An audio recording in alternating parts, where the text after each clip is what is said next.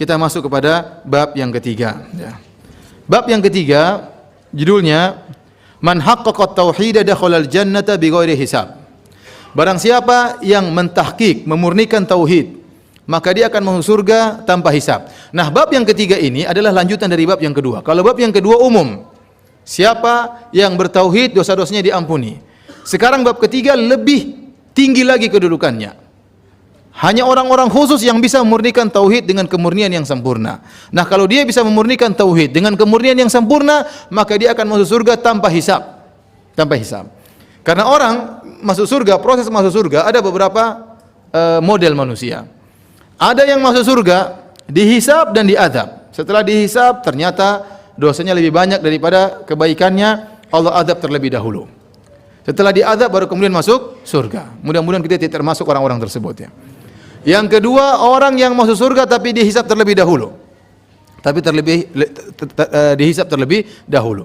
Setelah dihisab, ternyata dia kebaikannya lebih banyak daripada keburukan. Maka dia pun masuk dalam surga.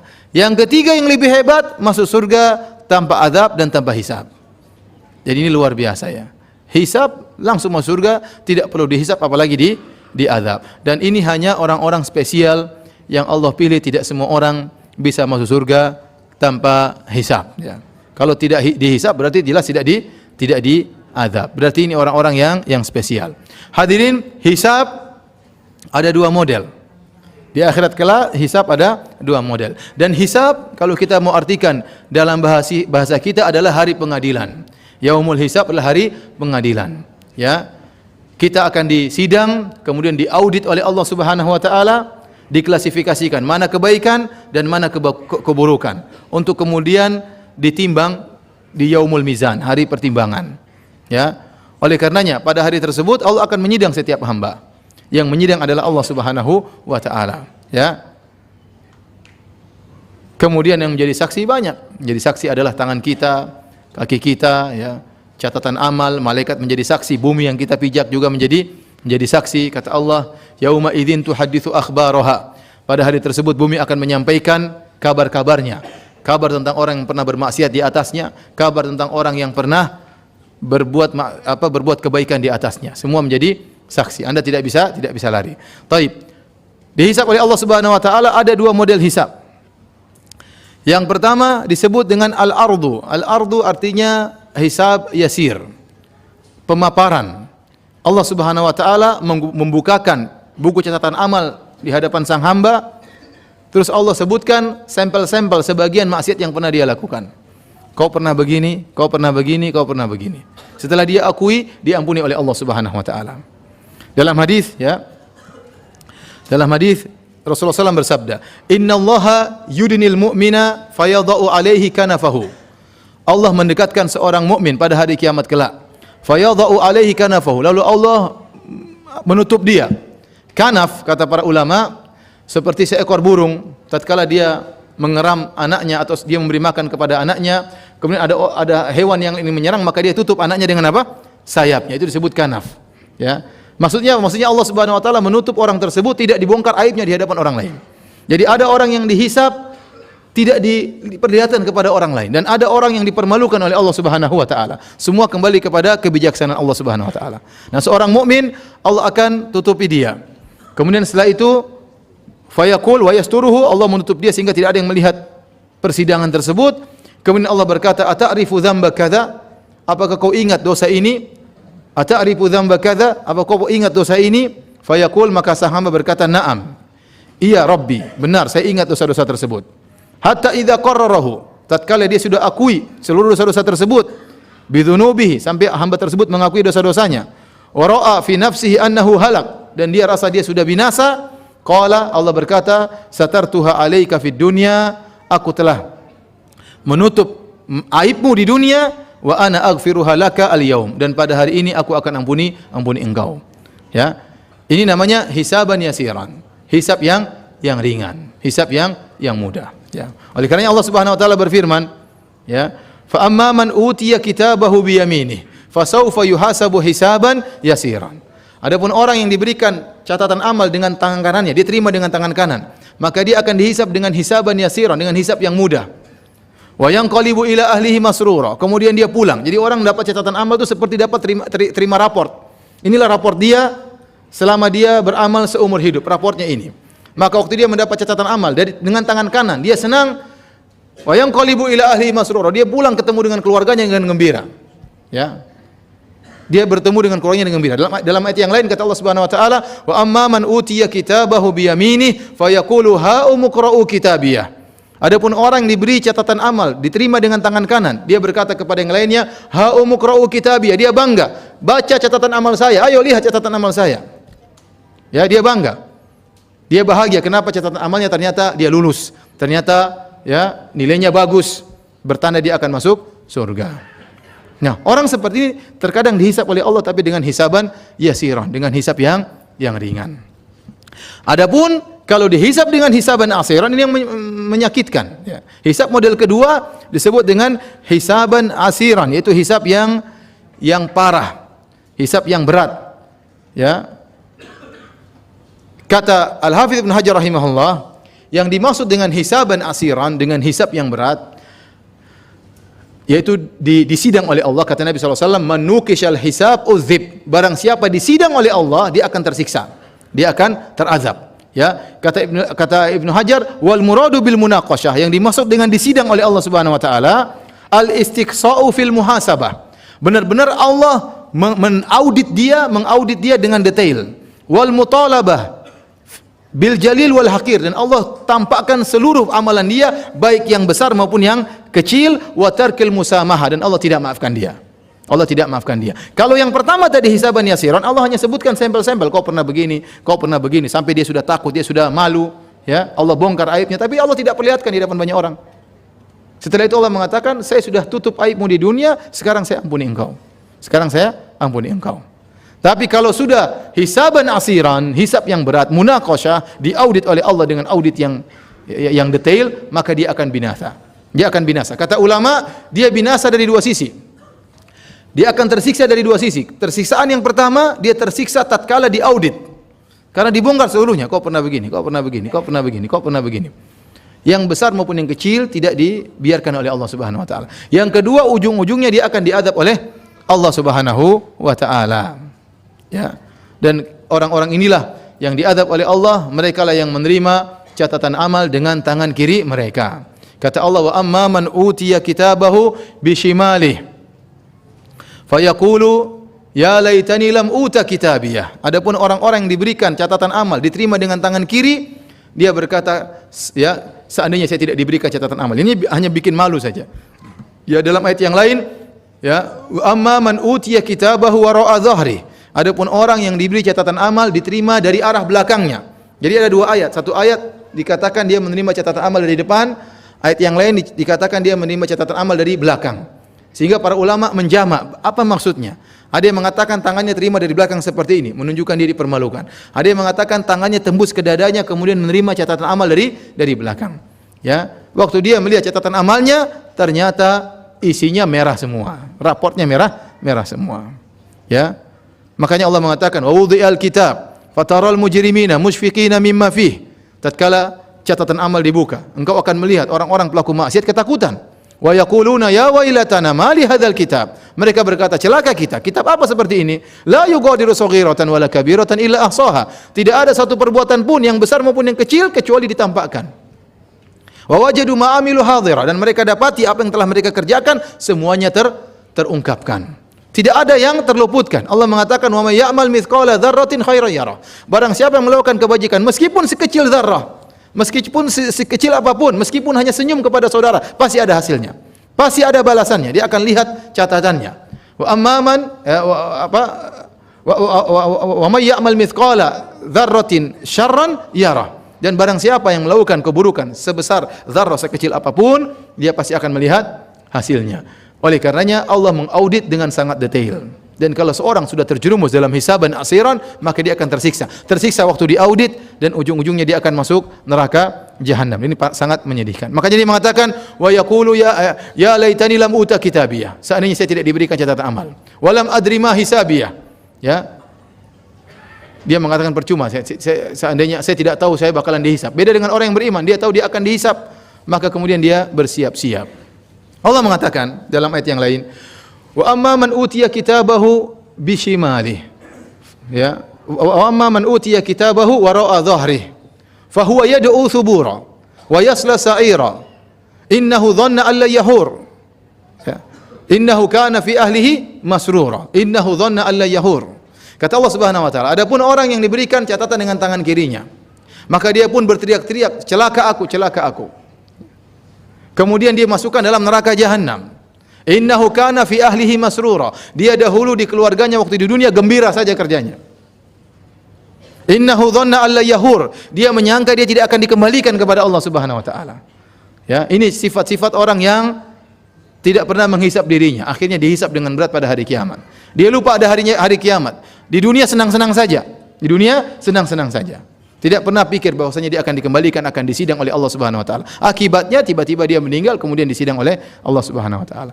Oleh karenanya kita hanya minta kepada Allah, semoga kita, Allahumma hasibna hisaban yasiran. Semoga Allah menghisap kita dengan hisap yang mudah. Kalau bisa kita bisa masuk surga tanpa hisap sama sekali. Tapi itu berat ya. Antum pede bisa masuk? Susah, berat. Tapi rahmat Allah luas ya. Rahmat Allah luas ya. Baik. Jadi bab yang ketiga ini adalah bab yang spesial tentang ahli tauhid, tapi ahli tauhid yang khusus, tidak semua. Ahli tauhid ada yang masuk surga tapi dihisap dulu. Tapi ini masuk surga tanpa hisap. Ini luar biasa. Nah, siapakah mereka ini? Inilah yang ingin dijelaskan oleh Syekh Muhammad bin Abdul Wahhab dalam babnya ini. Dia menyebutkan beberapa dalil yang berkaitan tentang masalah ini, tentang orang-orang yang memurnikan tauhid. Yang pertama dia sebutkan tentang Nabi Ibrahim alaihissalam. Kita lihat dalam halaman 12, kata Syekh Muhammad bin Abdul Wahhab rahimahullah, Allah berfirman, "Inna Ibrahima kana ummatan qanitan lillahi hanifa wa lam yakun minal musyrikin." Ini sudah kita jelaskan pada pertemuan lalu. Sungguhnya Ibrahim adalah umat. Umat artinya adalah qudwah, imam. Dikatakan umat karena banyak kebaikan-kebaikan yang tersebar pada banyak orang terkumpulkan pada Nabi Ibrahim alaihissalam. Qanitan lillah, senantiasa bertakwa kepada Allah Subhanahu wa taala. Hanifan, jauh daripada kesyirikan dan condong kepada tauhid. Walam yakun minal musyrikin, tidak pernah berbuat syirik sama sekali. Selanjutnya Allah berfirman, syakiran li an'umih, dan dia senantiasa bersyukur atas nikmat-nikmat yang Allah berikan kepada dia. Ijtabahu wa hadahu ila siratim mustaqim. Allah pilih dia ya untuk menjadi seorang rasul. Ya. Kemudian kata Allah, wa atainahu fid dunya hasanah. Kami berikan dia kebaikan di dunia. Kata para ulama, para salaf, adz-dzikrul hasan. Dia senantiasa mendapat pujian dan sanjungan. Bahkan agama-agama samawi yang lain, Yahudi dan Nasrani, semuanya memuji Nabi Ibrahim alaihissalam. Tidak ada yang mencela Nabi Ibrahim. Bahkan mereka ngaku-ngaku sebagai pengikut Nabi Ibrahim. Dan Allah mengatakan, ma kana Ibrahimu yahudiyan wala nasraniyan, walakin kana hanifan muslima. Ibrahim bukan Yahudi, Ibrahim bukan Nasrani, tetapi adalah seorang Muslim yang hanif. Ya, taib. Di antara ciri Ibrahim alaihissalam, ya, jauh dari kesyirikan. Kemudian senantiasa bersyukur atas segala nikmat yang Allah berikan kepada dia. Ya, jadi Syekh Muhammad bin Wahhab ingin memberikan contoh. Nih, contoh orang yang masuk surga tanpa hisab. Contohnya siapa? Nabi Ibrahim. Nah, kalau mau ikut Nabi Ibrahim, susahnya minta ampun. Kalau mau surga tanpa hisab, ikut siapa? Nabi Ibrahim. Contoh Nabi Ibrahim, Allah katakan syakiron li an'umi, senantiasa bersyukur dengan nikmat-nikmat yang Allah berikan kepadanya. An'umi kalau antum mengerti bahasa Arab adalah jamak taksir, tetapi dia jam'ul qillah. Ada wazan, 4 wazan yang menunjukkan jam'ul qillah. Jam'ul qillah bukan jam'ul kasrah. Jam'ul qillah adalah lafal yang didatangkan untuk menunjukkan jumlah banyak, hanya saja jumlah banyak tersebut dari 3 sampai 10, antara 3 sampai 10. 3 sampai 10. Maka itu dikatakan jam'ul qillah, ya. Dikatakan jam'ul qillah. Jadi an-umih, kata Asy-Syaukani rahimahullah dalam kitabnya Fathul Qadir, ini dalil bahwasanya Ibrahim alaihissalam bersyukur atas nikmat-nikmat yang sedikit. Kalau dia bersyukur atas nikmat-nikmat yang sedikit, apalagi dengan nikmat-nikmat yang banyak, yang besar, dia lebih bersyukur lagi. Ya. Oleh karena dia bersyukur secara detail, dia bersyukur dengan segala nikmat yang Allah berikan kepada dia. Berbeda dengan kita terkadang atau sebagian kita, saya tidak ingin mengumumkan, sebagian kita hanya bersyukur kepada Allah tatkala diberikan kenikmatan yang besar. Sering kita diberikan kenikmatan-kenikmatan kecil, kita lupa seakan-akan itu sudah tugas Allah kasih kita kenikmatan. Sehingga kita lupa untuk bersyukur kepada Allah. Padahal dalam hadis Rasulullah SAW mengatakan inna Allah la yarda 'anil abdi idza akala al-aklah fayahmadahu 'alaiha wa idza syariba syarbah fayahmadahu 'alaiha. Sungguhnya Allah ridha dengan seorang hamba jika dia makan satu suap makan, dia memuji Allah Subhanahu wa taala. Kalau dia minum, dia muji Allah Subhanahu wa taala. Dia tahu ini nikmat dari Allah, dia syukuri. Saya katakan kita alhamdulillah bersyukur, tapi tidak semua nikmat kita syukuri. Ibrahim bersyukur dengan segala nikmat Allah Subhanahu wa taala. Oleh karenanya kalau antum lihat tentang Ibrahim luar biasa ya. Apa namanya? Luar biasa hebatnya ya. Ya, saya sudah sampaikan kemarin kan sifat dia Al-Halim ya. Ibrahim punya sifat inna Ibrahim la halimun ya. Ya, sudah ya? Belum. Inna Ibrahim la halimun awwahum mudib. Ibrahim di antara sifatnya halim. Halim itu apa? Halim itu dzu khuluqin hasan, memiliki akhlak yang baik, saat sadar dadanya lapang, adamul ghadab dan tidak suka marah. Ya. Dalam bahasa Indonesia disebut penyantun, tapi kurang pas menurut saya. Ya. Halim itu artinya apa? Dia berkesempatan untuk marah tapi dia tidak marah. Dia sabar. Dia sabar ya.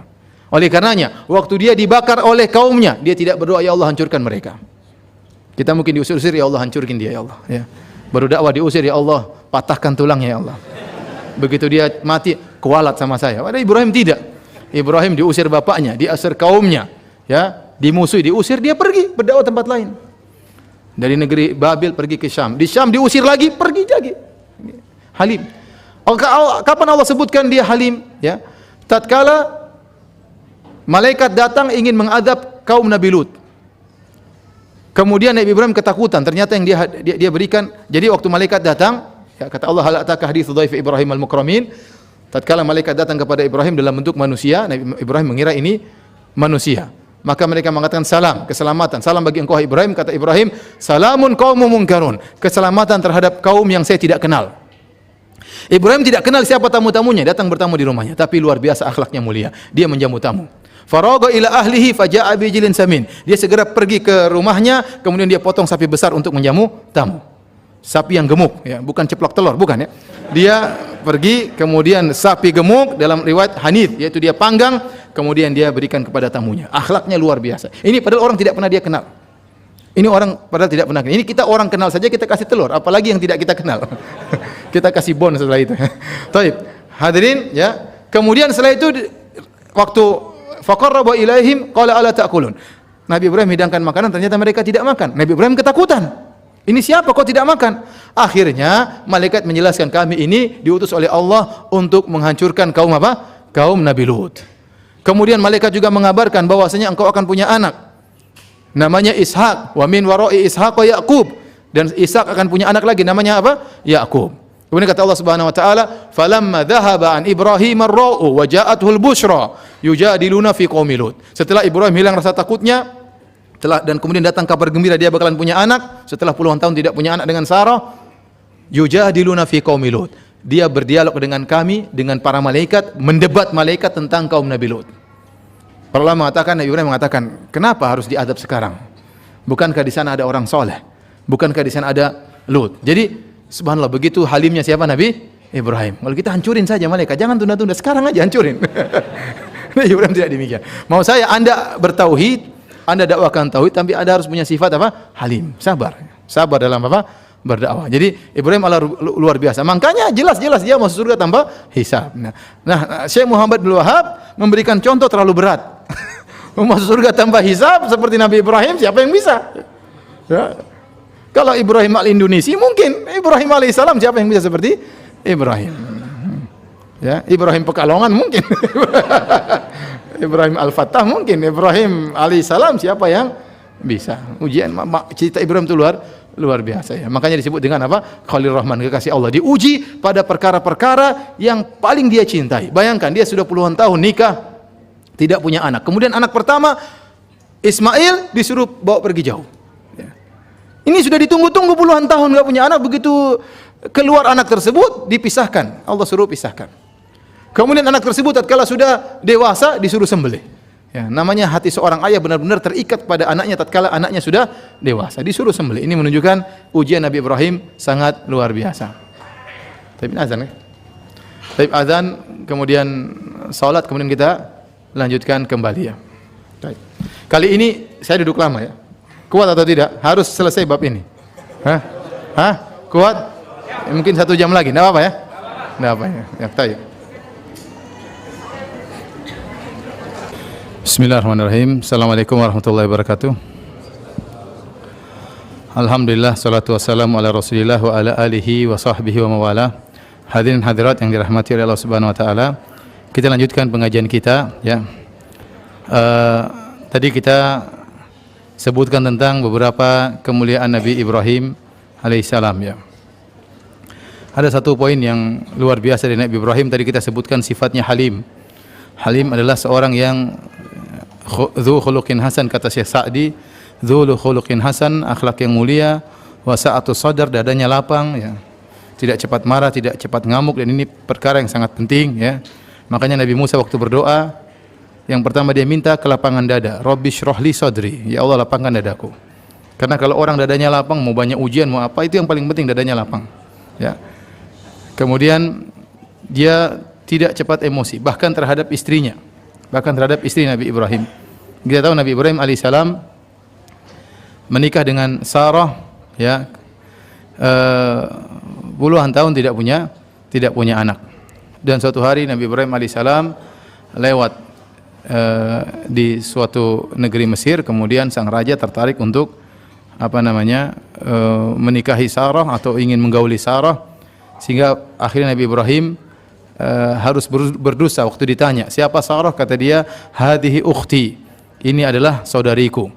Kata Nabi Ibrahim alaihissalam, kalau kau ditanya wahai Sarah, fa akhbirihi annaki ukhti, sampaikan kepada dia bahwasanya engkau adalah saudariku, di annaki ukhti fil Islam, karena kau saudariku di atas Islam. Wala a'lamu ya ala wajhil ardi musliman ghairi wa ghairaki. Kata Nabi Ibrahim, saya tidak tahu di atas muka bumi ini seorang muslim kecuali saya dan kamu ya. Kemudian Nabi Ibrahim didatangi, ditanya siapa dia, ini saudariku. Karena Nabi Ibrahim kalau berkata ini adalah istriku, dia akan dibunuh. Supaya dia tidak dibunuh, dia mengatakan ini adalah apa? Adikku. Maka diambillah Sarah oleh sang raja, karena sang raja memang punya intel-intel yang suka mencari perempuan cantik ya, khusus cari perempuan apa cantik. Dapat Sarah wanita Suria, cantik jelita ya. Maka diambil oleh sang raja, kemudian sang raja ingin menggauli Sarah, tiba-tiba kedua tangannya terbelenggu. Tangan terbelenggu karena Nabi Ibrahim berdoa dan Sarah juga berdoa. Akhirnya sang raja paham bahwasanya ini tidak mungkin terlepas, maka dia berkata, wahai Sarah, mintalah kepada Rabbmu agar membuka belenggu kedua tanganku. Maka Sarah berdoa kepada Allah. Kemudian terlepaslah belenggu kedua tangannya. Subhanallah, Sarah wanita solehah atau bukan? Solehah. Berdoa langsung dikabulkan. Ente belum tentu. Bukan ente, saya juga ya. Kemudian terlepas. Maka namun sang raja tidak kuasa melihat Sarah yang begitu cantik jelita. Ini bukan sembarangan. Ini wanita mana? Suria ya, bukan Pekalongan. Pekalongan lagi. Jangan sentimen dengan Pekalongan ya. Baik. Dia tidak kuasa melihat Sarah, maka dia pun menerjang kedua kali. Ternyata terbelenggu kedua tangannya lebih parah daripada sebelumnya. Maka dia berkata, wahai Sarah, berdoalah kepada Tuhanmu agar melepaskan belenggu kedua tangan, saya tidak akan ganggu kamu lagi. Dia sudah berjanji. Sarah berdoa, dikabulkan. Langsung saat itu terbuka kedua tangannya. Dia tidak kuasa melihat cantiknya Sarah. Ya, ibarat orang sudah lapar, sangat lapar, di depannya ada makanan enak, kenapa dibiarkan? Maka dia berusaha ketiga kali, siapa tahu ketiga kali berhasil. Maka dia ingin menerjang Sarah, terbelenggu lebih keras lagi daripada dua sebelumnya. Maka dia mengatakan, Sarah, berdoalah kepada Tuhanmu agar melepaskan belenggu kedua tanganmu. Saya tobat, tidak akan lagi. Akhirnya Sarah berdoa, terlepaslah belenggu kedua tangan sang raja. Kemudian sang raja berkata kepada anak buahnya, kalian tidak mendatangkan kepadaku seorang wanita, tapi kalian datangkan kepadaku syaitan, tidak bisa diapa-apain. Ya. Akhirnya raja menghormati Sarah, fa akhdamaha Hajar. Maka dia pun beri hadiah kepada Sarah seorang wanita namanya siapa? Hajar, ya. Hajar dari Mesir. Ya. Makanya Rasulullah SAW suruh waktu kalau orang mau ngasih Mesir, Rasulullah SAW suruh berbuat baik kepada penghuni Mesir karena ada kekerabatan. Karena nenek moyang Nabi SAW Hajar dari mana? Dari Mesir. Akhirnya Hajar pun tinggal bersama Ibrahim di Palestina bersama Sarah. Lama-lama Sarah kasihan sama suaminya Ibrahim. Sudah lama enggak punya anak. Maka Sarah mengatakan kepada Ibrahim, wah Ibrahim, nikahilah pembantuku. Subhanallah, Sarah yang mencarikan istri kedua. Ini sunnah yang terlupakan. Sunnahnya siapa? Sunnahnya Sarah. Kata ibu-ibu, lupakan aja, enggak apa-apa. Taib, akhirnya menikahlah Nabi SAW dengan Nabi Ibrahim dengan siapa? Dengan Hajar. Qadarullah, Hajar punya anak. Awalnya terjadi kehidupan biasa dan Sarah tidak cemburu. Kapan mulai timbul kecemburuan Sarah? Tatkala Hajar memiliki sesuatu yang dia tidak miliki. Baik, itu Hajar punya anak. Ini jadi masalah. Cemburulah siapa? Sarah. Padahal dia wanita yang soleha. Tidak ada yang ragu tentang kesolehan Sarah. Bayangkan semua orang kafir, dia sendiri yang beriman kepada Ibrahim. Rela menemani suaminya yang sendirian dimusuhi oleh orang satu dunia. Sarah, ya, luar biasa. Solehnya luar biasa. Tapi kalau sudah masalah cemburu, terkadang otak wanita tertutup. Ya, bukan terkadang, sering seperti itu. Maka kemudian akhirnya dia cemburu kepada Hajar. Disebut dalam sebagian riwayat, dia berjanji akan motong 3 bagian dari tubuh Hajar. Akhirnya Hajar pun pergi, ya. Dan dalam Sahih Bukhari disebutkan dari hadis Ibnu Abbas, yang pertama kali wanita menggunakan mintok adalah Hajar, Ummu Ismail. Ya, untuk apa? Liutu'affiya atharaha ala Sarah. Kenapa dia pakai mintok? Mintok itu kain yang diikatkan di pinggang, dijulurkan di belakang, menunjukkan seorang sedang giat bekerja, supaya langkah kakinya tertutupi dengan deretan kain tersebut, ya. Supaya jejak kakinya tidak diikuti oleh apa? Oleh Sarah. Ibnu Hajar menyebutkan pendapat para ulama tentang masalah ini. Sebutkan sebagian ulama mengatakan Hajar waktu dibenci oleh Sarah, ya, maka Hajar menggunakan pakaian pembantu. Dia ingin menjelaskan, dia tidak menantang Sarah. Dia seakan-akan mengatakan, Sarah, saya bukan sainganmu, saya ini bekas pembantumu, untuk meredam apa? Meredam kemarahan apa? Sarah. Dan harusnya demikian, kalau istri kedua harusnya banyak ngalah sama istri pertama. Jangan baru dimarahin, ceraikan saja papa. Sekarang kamu papa saya, bukan papa dia. Ceraikan saja. Ini tidak boleh seperti ini. Harusnya sabar Pak, yang namanya perempuan. Namanya perempuan, kalau ada nikah yang dua, yang tersakiti yang mana? Yang kedua apa yang pertama? Yang pertama yang tersakiti. Ya. Yang pertama yang tersakiti. Ini fikih poligami, ya. Jadi belajar sebelum berbuat. Taib. Kita lanjutkan, ya. Yang menakjubkan saya di sini, bagaimana sabarnya Ibrahim, disebutkan oleh dalam buku-buku syurahul hadis, ya. Syarah hadis disebutkan bagaimana Ibrahim halim, dia bersabar, dia tidak marah-marah sama siapa? Sarah. Dan ini orang kalau poligami harus begitu. Ada sebagian orang poligami tidak punya mental poligami. Istrinya ngamuk-ngamuk, dia juga ngamuk-ngamuk sama istrinya. Kasihan istrinya ente ngamuk tuh wajar, dia perempuan. Dia merasa tersakiti, dia merasa bagiannya ada yang diambil. Ya ente harusnya sabar. Kalau ente mau poligami harus punya mental apa? Poligami. Nah kalau istrinya marah-marah, ente juga marah-marah, ya enggak pantas jadi poligami. Kemudian istrinya dicerai, anak-anak terbengkalai, kasihan. Dan ini sering terjadi. Ya, ini sangat sering terjadi, ya. Dan ini mengingatkan kita kepada Nabi Muhammad SAW. Tatkala Rasulullah SAW sedang di rumahnya bersama Aisyah radhiyallahu anha, di rumah Aisyah ada tamu-tamunya, di antara tamu-tamunya adalah Anas bin Malik radhiyallahu anhu. Tiba-tiba ada kiriman makanan dari istri Nabi yang lain. Dan ini sepertinya melanggar peraturan, ya. Karena ini di rumah ini harusnya jangan ikut campur. Datang makanan dari istri yang lain. Aisyah tahu, Aisyah cemburu. Pembantu tersebut bawa makanan, dipukul tangannya oleh Aisyah. Jatuhlah piring tersebut, pecah. Rasulullah SAW tidak marah sama sekali, padahal di hadapan murid-muridnya, ya. Biasanya orang kalau marahin istri di rumah dia sabar, tapi di depan orang dia marah, ya. Tapi Rasulullah SAW di hadapan muridnya, gurunya digituin sama istrinya, Rasulullah SAW tidak marah. Rasulullah SAW turun dengan tawadhu'nya, mengambil piring, mengambil makanan. Kemudian kata Rasulullah SAW, "Gharat ummukum." Ibu kalian, jangan kalian seudon sama Aisyah. Aisyah itu ibunda kalian. Nabi mengatakan, "Gharat ummukum." Ibunda kalian apa? Cemburu. Rasulullah SAW kasih udzur kepada Aisyah. Ibnu Hajar mengambil faedah dari hadis ini, wanita terkadang kalau sudah cemburu tertutup akalnya. Saya bilang bukan terkadang, sering. Yang menakjubkan Nabi Muhammad SAW tidak marah-marah, Ibrahim juga halim, tidak marah. Ibrahim tidak marah. Makanya kalau anda misalnya, bagaimana Nabi Muhammad memarah sama Aisyah? Bagaimana Ibrahim memarah sama Sarah? Sarah itu berbuat seperti itu karena saking cintanya kepada Ibrahim. Bagaimana anda memarah istri anda? Dia marah itu karena cinta kepada anda salahkan dia. Dia marah karena cinta kepada anda. Jadi kalau istri Anda misalnya buka HP Anda, ternyata ada SMS dari seorang perempuan, kemudian dia marah, dia banting, marah atau tidak? Hah? Marah atau tidak? Marah katanya. Tergantung HP-nya, mahal atau murah ya. Kalau murah nggak usah marah, belikan lagi yang murah yang lain. Jadi subhanallah, Ibrahim halim, luar biasa, sabar ya, luar biasa ya.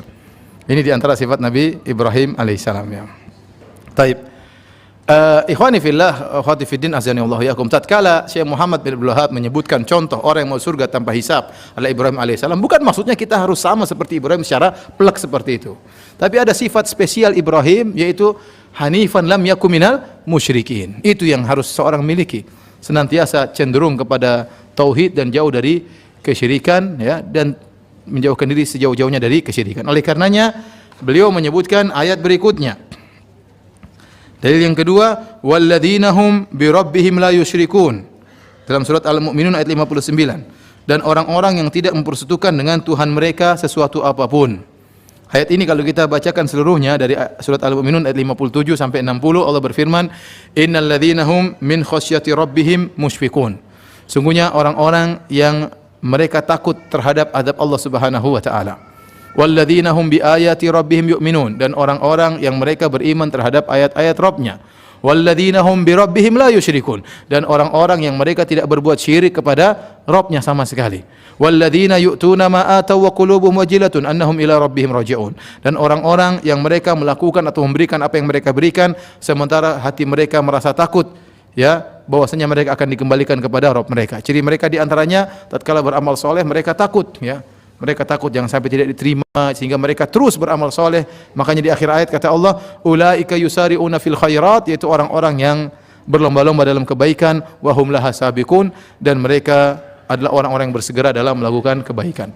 Jadi di antara ciri-ciri orang yang masuk surga Allah sebutkan dalam surat Al-Mu'minun, banyak ciri-cirinya. Di antara ciri-cirinya walladzina hum bi rabbihim la yusyrikun, yaitu orang-orang yang tidak pernah berbuat syirik kepada Rabb-nya. Inilah sifat yang paling utama yang harus kita miliki agar kita bisa masuk surga tanpa hisab ya. Baik hadirin Allah Subhanahu wa taala, kita sudah menjelaskan dalil yang pertama, dalil yang kedua, kita lanjut pada dalil yang terakhir. Silakan buka pada halaman 13 atau dari halaman 12. Dari Husain bin Abdurrahman, beliau berkata, kuntu inda Sa'id bin Jubair. Suatu ketika aku berada di sisi Sa'id bin Jubair. Faqala, kemudian dia bertanya, ayyukum ra'al kawkab alladhi qadda al-barihah? Siapa di antara kalian yang semalam lihat bintang yang jatuh? Qultu ana. Saya tadi malam lihat bintang jatuh, kata Husain bin Abdurrahman. Ama ini lam akun fi salatin. Ketahuilah bahwasanya aku ketika itu tidak sedang salat. Walakin ludiktu. Tetapi saya tidak tidur malam bukan karena salat. Saya tidak tidur malam, saya begadang sehingga melihat bintang jatuh. Kenapa saya tidak bisa tidur malam? Kenapa saya begadang? Karena saya disengat binatang berbisa.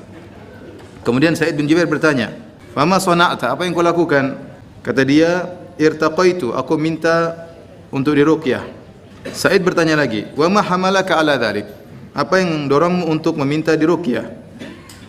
Aku berkata, hadithun haddatsanahu Sya'bi, suatu hadis yang dituturkan oleh Asy-Sya'bi kepada kami. Sa'id bertanya lagi, wa ma haddatsakum? Apa yang disampaikan Sya'bi kepadamu?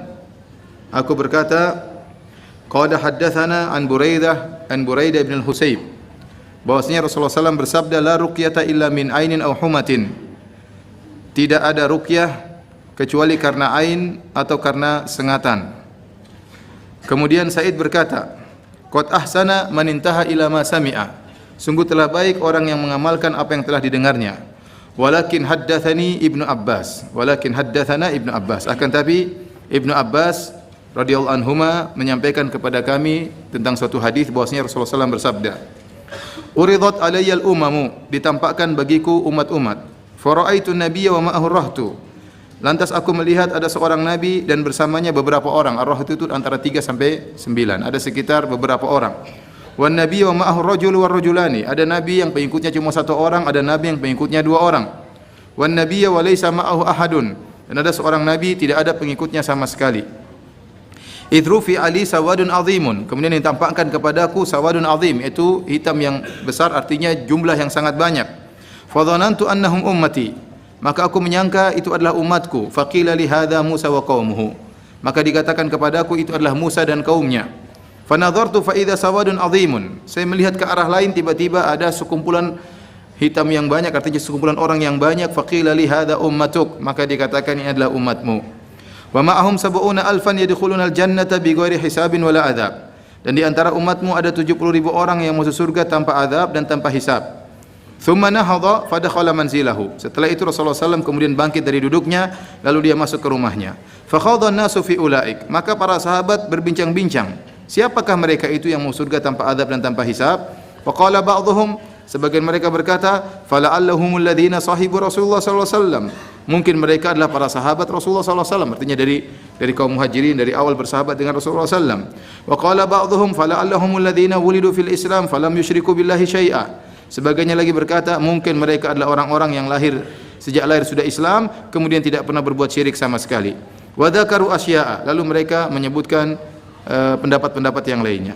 Fa kharaja alaihim Rasulullah sallallahu alaihi wasallam. Lalu Rasulullah SAW keluar menemui mereka, fa akhbaruhu. Lalu mereka mengabarkan kepada Nabi tentang diskusi mereka. Faqala, Nabi berkata, humul ladzina la yastarqun, 70.000 orang tersebut yang masuk surga tanpa azab dan tanpa hisab adalah alladzina la yastarqun, yang tidak pernah minta untuk diruqyah, wala yaktawun, dan tidak pernah minta untuk diobati dengan kai, besi yang dipanaskan, wala yatatayyarun, dan tidak pernah bertatayyur, wa ala rabbihim yatawakkalun, dan mereka bertawakal kepada Rabb mereka.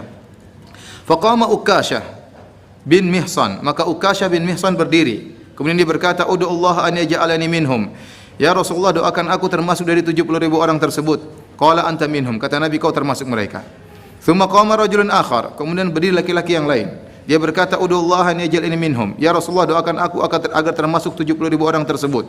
Kata Rasulullah sallallahu alaihi wasallam, "Sabaqaka biha Ukashah." Kamu sudah kedahuluan Ukashah.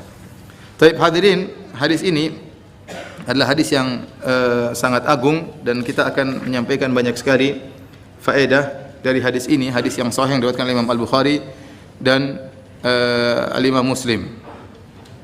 Baik, kita kembali. Yang pertama dari Husain bin Abdurrahman, dia sedang duduk bersama Sa'id bin Jubair. Sa'id bin Jubair adalah murid dari Ibnu Abbas radhiyallahu taala anhuma.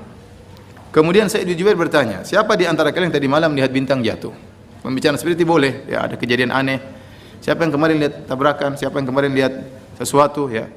Biasa pembicaraan duniawi, ya, tidak tercela, ya. Karena jarang bintang jatuh, maka Sa'id bin Jubair bertanya, "Ayyukum alladzi ra'a kaukab alladzi qadha al-barihah?" Siapa di antara kalian yang semalam lihat bintang jatuh?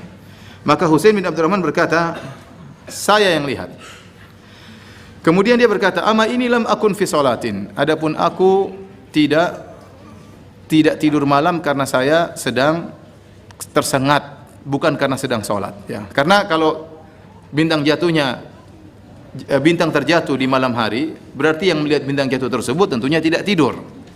Kalau tidak tidur berarti apa? Begadang. Dan kebiasaan para salaf kalau tidak tidur itu pasti salat malam. Kebiasaan mereka salat malam. Maka supaya tidak disangka salat malam, dia bantah, dia mengatakan, "Ama ini lam akun fi salatin." Saya bisa lihat bintang jatuh tersebut karena saya begadang, dan saya begadang bukan karena salat malam, tapi saya disengat apa? Binatang berbisa, ya. Sebagian kita kalau begadang pasti nonton bola, kan. Baik.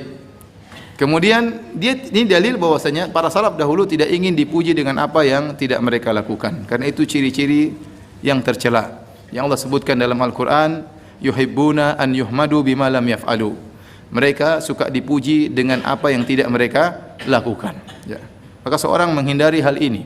Jangan sampai dia ingin dipuji dengan sesuatu yang tidak dimiliki, ya. Karena itu adalah hal yang tercela.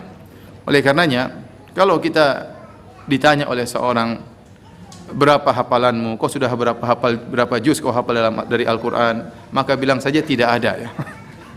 Tidak usah kita bilang adalah. Berapa? Pokoknya ada. Saya tidak mau riak. Padahal tidak ada, jangan. Bilang tidak ada adalah seakan-akan supaya orang mengira hafalannya banyak. Jangan. Kalau ada orang menyalurkan sumbangan lewat kita, ya, Maka kita bilang jangan seakan-akan itu dari kita, jangan. Kita kasih aja, bilang ini ada orang nitipkan kepada saya. Jangan sampai orang menyangka itu sumbangan dari kita. Ya. Itu namanya ingin dipuji dengan apa yang tidak kita lakukan. Ya. Man tashabba'a bima lam yu'ta kalabisi thawbai zur. Kata Nabi SAW, barang siapa yang bergaya dengan apa yang tidak dia miliki, seperti dia memakai dua pakaian kedustaan. Ya. Dia mendustai dirinya dan dia juga mendustai orang lain. Ya. Maka seorang berusaha menghindar dari penyakit ini. Jangan dia terkesan bahwasanya dia adalah orang yang ahli suka mutalaah buku-buku agama yang banyak. Berdasarkan pengalaman saya, berdasarkan apa yang saya perhatikan dalam literatur ya, seakan-akan dia baca banyak. Padahal dia baca artikel di internet satu, kemudian dia bilang demikian. Ya.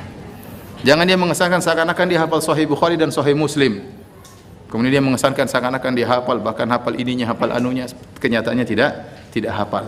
Itu namanya ingin dipuji dengan apa yang tidak dia miliki. Seorang belajar tawadhu, ya. Seorang belajar tawadhu. Contoh yang nyata yang saya lihat dari Syekh Abdul Muhsin Al-Abbad hafizahullah taala. Waktu saya hadir pengajian suatu hari di Masjid Nabawi, kemudian beliau ditanya atau beliau menyampaikan suatu hadis, kata beliau, hadis ini diriwayatkan oleh fulan dan fulan, ya, sebagaimana termaktub dalam buku ini dalam halaman sekian jilid sekian. Kemudian beliau mengatakan, saya hafal karena saya baru baca tadi. Ya. Dia tidak ingin disangka kalau dia hafal buku tersebut. Maka dia jelaskan, saya hafal ini karena saya baru baca tadi. Karena ingin dipuji dengan apa yang tidak dimiliki itu suatu yang tercela. Seorang tidak boleh demikian. Maka dia mengatakan, saya tidak sholat malam, saya tidak tidur bukan karena sholat malam, tapi saya tidak bisa tidur karena disengat binatang berbisa. Maka Sa'id bin Jubair bertanya, fama sona'ata, apa yang kau lakukan? Kata dia, irtaqaitu, saya pun minta untuk diruqyah. Dia bertanya lagi, wa ma hamalaka ala dzalik, apa dalilmu? Ini pertanyaan biasa, seorang melakukan sesuatu kita tanya apa dalilmu? Ini biasa di antara salaf, apa dalilnya? Maka dia tidak tersinggung, dia sebutkan dalilnya. Haditsun haddatsanahu Sya'bi. Ada dalil dari hadis yang diriwayatkan Sya'bi kepada kami. Dari Buraidah bin Husayb disebutkan sanadnya. Dari Sya'bi, dari Buraidah bin Husayb, dari Nabi SAW. Rasulullah SAW bersabda, la ruqyata illa min ainin aw humatin. Tidak ada ruqyah kecuali karena ain atau karena humah. Ain adalah musibah yang menimpa seorang dikarenakan pandangan mata. Adapun humah adalah binatang sengatan, binatang berbisa. Dia punya dalil tentang apa yang dia lakukan. Ternyata Rasulullah SAW mengatakan tidak ada ruqyah kecuali karena musibah yang akibat pandangan mata atau karena humah, karena sengatan binatang berbisa. Nah, ikhwani fillah wa akhwati fiddin azanillahu wa iyyakum, ruqyah diperbolehkan, ya. Ruqyah syar'iyyah diperbolehkan. Rasulullah SAW meruqyah dirinya, meruqyah orang lain. Rasulullah SAW juga diruqyah oleh malaikat Jibril, ya. Diruqyah juga oleh malaikat Jibril. Jadi ruqyah tidak mengapa. Adapun ain adalah pengaruh jahat yang disebabkan oleh rasa dengki, pandangan orang melihat dengan pandangan dengki, atau karena pandangan kagum, lupa mengucapkan memuji Allah Subhanahu wa taala. Jadi dua sebabnya. Bisa jadi pandangan karena dengki, seperti Allah sebutkan dalam Al-Qur'an, wa in kadu la yazliqunaka alladhina wa in kadu la yazliqunaka, gimana ayatnya? Wa iyyakadu alladhina kafaru la yuzliqunaka bi absarihim. Ya, hampir-hampir orang-orang kafir menggelincirkan engkau bi absarihim, dengan pandangan mereka. Para ulama menafsirkan yang tadi Ibnu Abbas dan yang lainnya, artinya mereka memandang Nabi dengan pandangan ain agar Nabi bisa terkena musibah. Tetapi Allah menjaga Rasulullah sallallahu alaihi wasallam.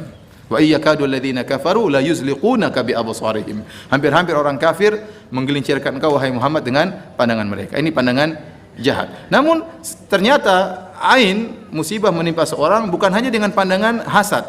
Bisa jadi karena pandangan kagum, namun lupa memuji Allah Subhanahu wa taala. Dalilnya hadis tentang apa yang menimpa Sahal bin Hunayf. Anaknya menceritakan, iktasala abi Sahal bin Hunayf bil Kharrar. Ayahku Sahal bin Hunayf sedang mandi di suatu tempat namanya Al-Kharrar, suatu nama tempat di kota Madinah. Fanaza'a jubbatan kanat alaihi. Lalu dia melepaskan bajunya, jubah yang dia pakai. Wa Amir bin Rabi'ah yanzur. Ada sahabatnya Amir bin Rabi'ah memandang Sahal bin Hunayf. Wa kana Sahlun rajulan abyad. hasanal jild. Dan Sahal bin Hunayf ini seorang yang berkulit putih dan kulitnya halus, kulitnya indah. Qala Amir bin Rabi'ah, temannya yang sedang lihat dia buka baju, terpesona melihat tubuh Sahal yang putih bersih. Kemudian dia berkata, "Ma ra'aitu kal yaumi wala jilda adra." Aku tidak pernah lihat orang kulitnya sebagus ini, bahkan mengalahkan kulit gadis. Katanya begitu. Bahkan mengalahkan indahnya kulit apa? Seorang gadis. Fawu'ika Sahlun makanahu, maka Sahal pun langsung sakit tatkala itu, langsung di tempat tersebut, tidak tertunda, langsung sakit tatkala itu. Maka ain itu pengaruhnya cepat. Makanya Rasulullah SAW bersabda, al ainu haqqun. Ain, ya, musibah yang bisa menimpa seorang karena pandangan mata itu benar adanya. Walau kana syai'un sabaqal qadar sabaqathul ain. Kalau seandainya ada sesuatu yang bisa mendahului takdir, maka akan didahului oleh al ain. Wa idza stuksiltum faksilu. Kalau kalian diminta untuk mandi, maka mandilah. Rasulullah SAW mengatakan, "Lau kana syai'un sabaqal qadar." Kalau ada sesuatu yang bisa mendahului takdir, maka itu adalah ain. Ini kata para ulama ala jihatil mubalaghah, hiperbola. Maksudnya Rasulullah SAW menjelaskan ain itu bisa menimpa dengan cepat. Lihatlah apa yang dialami oleh Sahal bin Hunayf, dipuji oleh Amir bin Rabi'ah, ya, "Ma ra'aitu mithlal yaum wala jilda azra." Aku tidak pernah melihat orang seputih ini. Sebelumnya tidak pernah saya lihat seperti saat ini saya lihat, bahkan mengalahkan kulit seorang gadis. Maka dia langsung sakit tatkala itu. Fashadda wa'quhu. Kemudian sakitnya semakin parah. Fa utiya Rasulullah sallallahu alaihi wasallam fa ukhbira anna Sahlan wa'iqa wa annahu ghairu ra'ihin ma'aka. Lalu ada orang datang kepada Nabi sallallahu alaihi wasallam mengabarkan, "Wahai Rasulullah, sungguhnya Sahal sakit dan dia tidak bisa berangkat pergi bersamamu." Maka Rasulullah SAW pun mendatangi Sahal. Kemudian Sahal bercerita tentang apa yang menimpanya. Tadi saya mandi, kemudian dipuji oleh Amir bin Rabi'ah, langsung saya sakit. Maka Rasulullah SAW berkata, "Alama yaqtulu ahadukum akhahu?" Kenapa salah seorang dari kalian menyakiti saudaranya? "Ala barrakta?" Wahai Amir bin Rabi'ah, kenapa kau tidak memberikan doa keberkahan bagi Sahal? Yaitu dengan mengucapkan barakallahu fiik, ya, atau tabarakallahu ahsanul khaliqin, ya, memuji Allah, atau kita mendoakan keberkahan baginya. Dia kagum dan dia lupa memuji Allah Subhanahu wa taala. Kemudian kata Nabi sallallahu alaihi wasallam, "Innal aina haqqun." Sungguhnya ain, penyakit yang sebab pandangan mata itu benar adanya. Tawaddu' lahu, berwudulah untuknya. Fatawadda'a lahu Amir bin Rabi'ah, maka Amir bin Rabi'ah kemudian berwudu. Kemudian setelah itu ditumpahkan ke tubuh Sahal bin Hunayf, bekas wudu orang yang pandangannya tadi. Maka akhirnya dia pun sembuh, laisa bihi ba'sun, kemudian dia sembuh, akhirnya dia pergi bersama Nabi sallallahu alaihi wasallam. Dalam ini hadis riwayat Al-Imam Malik dalam Al-Muwatta dan juga Ibnu Hibban. Dalam riwayat yang lain, hadis riwayat Ibnu Majah, kata sang perawi, fa amara Amiran an yatawadda, maka Amir diperintahkan oleh Nabi untuk berwudu. Fa ghassala wajhahu, dia pun mencuci wajahnya, wa yadayhi ilal mirfaqain, kemudian dia mencuci tangannya sampai kedua kakinya, wa rukbatayhi, tangannya sampai kedua sikunya. Kemudian dia mencuci kedua lututnya. Wa dakhilata izarihi, kemudian dia mencuci bagian dalam sarungnya. Ini ada khilaf di kalangan ulama, apa maksudnya? Bagian dalam sarungnya. Ada yang mengatakan bagian belakang, ada yang mengatakan bagian bawah. Dia tuangkan air di bagian dalam sarungnya, wa amarahu an yusabba alaihi. Setelah itu airnya dikumpulkan sisanya lalu dituangkan ke tubuh Sahal bin Hunayf. Makanya bisa jadi seorang terkena sakit gara-gara ain kita. Makanya Rasulullah SAW mengatakan, wa idza stuksiltum faksilu. Kalau kalian diminta untuk mandi agar air sisanya tadi ditumpahkan kepada orang yang terkena ainmu, maka lakukanlah. Jangan kita bilang, "Oh, bukan karena saya, bukan. Kamu tadi yang puji kok." Jadi kalau ada orang yang dicurigai, diminta untuk apa? Minta mandi. Dan orang yang diminta untuk mandi jangan tersinggung, ya. Karena Rasulullah SAW mengatakan, wa idza stuksiltum faksilu. Kalau kalian diminta untuk mandi, maka mandilah. Makanya ikhwan, antum hati-hati, ya. Ada orang terkenal memiliki ain yang kuat, ada orang yang biasa-biasa saja. Nah, antum bisa jadi memandang orang dengan hasad. Kalau antum hasad, antum muji Allah, semoga Allah beri berkah dia untuk menghilangkan hasad dalam diri kita. Atau kita terpukau, terkadang terpukau melihat istri kita, "Kamu cantik sekali," tahu-tahu langsung berubah, kan bahaya. Kita bilang, "Masya Allah istriku, kamu cantik, Masya Allah hari ini cantik." Jangan lupa bilang Masya Allah, jangan lupa bilang tabarakallah, barakallahu fiki. Atau antum kagum, terkadang antum mungkin memandang anak antum dengan pandangan kekaguman yang tidak seperti biasanya. Hati-hati. Kalau antum lihat anak-anak, "Masya Allah saya hari ini luar biasa." Jangan lupa bilang apa? Barakallahu fika, tabarakallahu ahsanul khaliqin. Masya Allah, puji Allah. Agar anak kita tidak terkena ain kita. Jadi ain sebabnya bisa dua, dengan pandangan hasad atau pandangan kagum dengan lupa memuji siapa? Allah Subhanahu wa taala. Taib. Jadi Usain bin Abdurrahman dia meruqyah, dia punya dalil. Kata Nabi, la ruqyata illa min ainin aw humatin. Tidak ada ruqyah kecuali karena ain atau karena humah. Kata para ulama, maksud hadis ini tidak ada ruqyah yang mujarrab. Karena ruqyah itu obat segala penyakit. Wa nunazzilu minal Qur'ani ma huwa shifa. Kami turunkan dari Al-Qur'an Al-Qur'an menjadi obat. Jadi Al-Qur'an adalah obat bagi segala penyakit. Al-Qur'an itu kalau dibaca di ruqyah adalah obat segala penyakit, baik penyakit penyakit hati maupun penyakit jasad. Baik penyakit hati maupun penyakit jasad.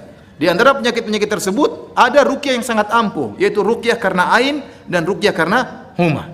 Kata para ulama, ruqyah seperti ini karena ain dan karena humah cepat sekali menghilangkan sebab ain dan sebab huma, yaitu sengatan binatang berbisa. Adapun ruqyah dari penyakit-penyakit yang lain terkadang butuh waktu yang lama, ya, diulang-ulang, terkadang sampai berbulan-bulan, ya. Tapi kalau karena ain dan karena huma bisa hilang dengan cepat. Kemudian Sa'id bin Jubair ingin membantah atau ingin mengkritisi Husain bin Abdurrahman. Dan ini adab dalam berdialog. Kata Sa'id bin Jubair, qad ahsana man intaha ila ma sami'a. Sungguh baik orang yang telah melakukan dalil yang sampai kepadanya. Walakin haddatsani Ibnu Abbas, tapi saya punya dalil yang lain. Yang diriwayatkan oleh Ibnu Abbas dari Nabi sallallahu alaihi wasallam. Kata Rasulullah sallallahu alaihi wasallam, "Uridat alayya al-umamu", ditampakkan bagiku umat-umat. Disebutkan dalam riwayat-riwayat yang lain, ya, ini terjadi tatkala Isra Mi'raj. Rasulullah SAW ditampakkan tentang masa depan. Rasulullah SAW melihat sebagian penghuni neraka, ada wanita diazab, ada lelaki diazab, padahal neraka belum ada isinya sekarang. Ya. Karena orang-orang akan dimasukkan dalam neraka jahanam nanti setelah hari kiamat. Fir'aun juga belum dimasukkan. Kata Allah Subhanahu wa taala, "An-naru yu'raduna 'alaihi ghuduwan wa 'ashiyya wa yauma taqumus saa'ah adkhilu ala fir'auna asyaddal adzab." Sekarang Fir'aun dan bala tentaranya diazab di kuburan, ya. Namun kata Allah, "Wa yauma taqumus saa'ah", nanti hari kiamat baru dimasukkan ke dalam azab yang lebih pedih. Tetapi Nabi diperlihatkan dalam hadis banyak, sinfani min ahlin nar, dua penghuni neraka jahanam, begini. Rasulullah SAW berkata, dakhalat imra'atun nara fi hirratin habasatha. Ada seorang wanita masuk neraka gara-gara kucing yang dia kekang. La hiya at'amatha wa la hiya tarakatha ta'kulu min khashashil ard. Dia tidak kasih makan kucing tersebut dan dia tidak biarkan kucing tersebut cari makan sendiri dari rumputan yang ada di tanah. Jadi Rasulullah SAW diperlihatkan masa depan. Di antaranya Rasulullah SAW diperlihatkan bahwasanya umat-umat akan berkumpul suatu hari di hari kiamat kelak. Kemudian Nabi berkata, "Fara'aitun nabiyya wa ma'ahu ar-rahtu." Saya melihat ada seorang nabi, pengikutnya cuma ar-rahtu, yaitu cuma sekitar 3 sampai 9 orang, beberapa orang. Wan nabiyya wa ma'ahu ar-rajulu. Ada seorang nabi, pengikutnya cuma 1 orang. Subhanallah. Nabi pengikutnya cuma satu orang.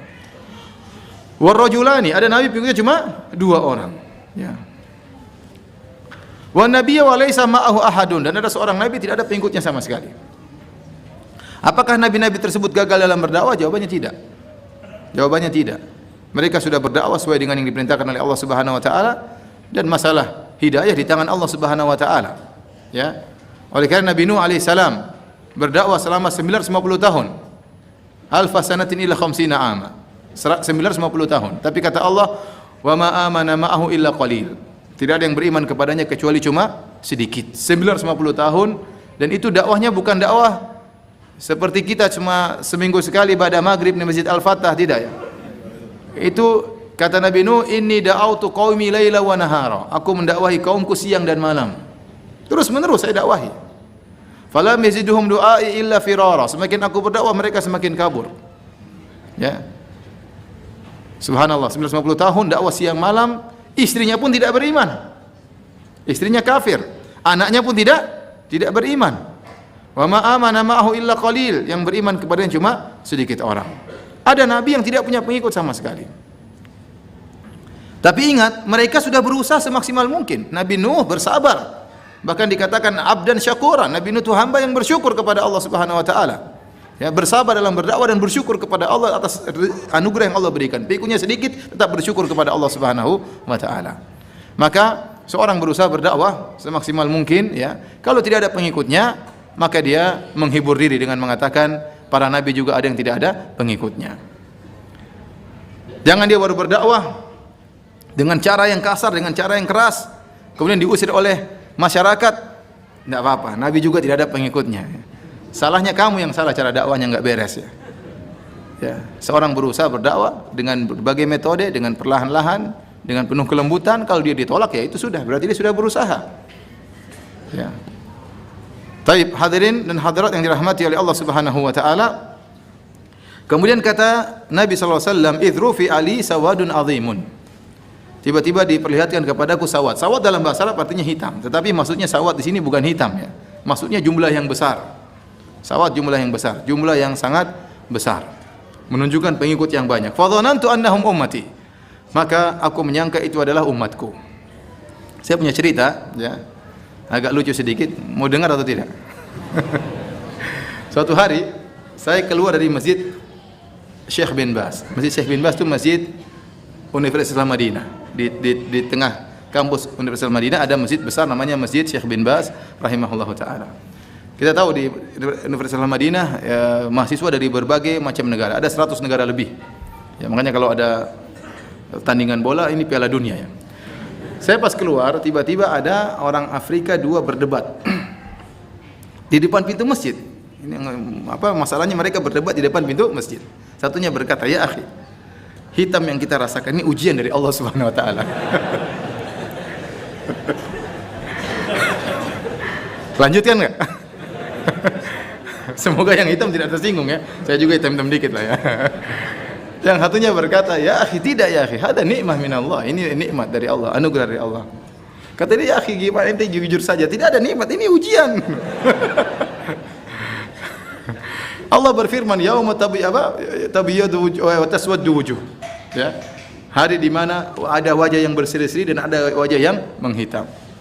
Fa ammal ladzina biyad fa ammal ladzina aswaddat wujuhum gimana ayatnya? Fa kafartum ba'da imanikum. Adapun orang-orang yang wajahnya hitam, apa kalian kafir setelah kalian beriman? Ya, lihat. Hitam di neraka. Dia bilang, "Enggak, ini nikmat dari Allah." Dia ngeyel. "Apa dalilmu?" "Saya enggak punya dalil." Akhirnya saya lewat. Saya bilang, "Ada dalilnya. Fa idza sawadun azim." Tiba-tiba ada hitam yang banyak. Kata itu dalilnya katanya. Padahal sawad di sini bukan artinya hitam, artinya apa? Artinya jumlah yang apa? Yang banyak ya. Jangan ada yang tersinggung ya.